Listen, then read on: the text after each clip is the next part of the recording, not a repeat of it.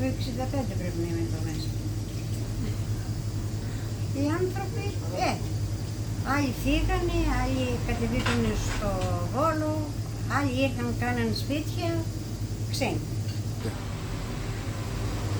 Μια χαρά ήταν ο κόσμος. Δούλευε στα κτήματά τους, άλλοι στην οικοδομή και οι υπόλοιποι στο βουνό. Σε ένα δέντρο, σε μια οξέα, στο ποτάμι δίπλα. Ήταν περιγελιακοί γιατροί. Αδάρτες, ξέρω εγώ. Δεν τα ξέρω και καλά, γιατί δεν μιλούσαν ήδη που νοιάζουν τέτοια πράγματα. Και από ό,τι ακούω τώρα εγώ από τον κόσμο. Τότε. Ναι, είχε αρκετό κόσμο. Σήμερα τα περισσότερα σπίτια δεν βλέπει και άδεια είναι.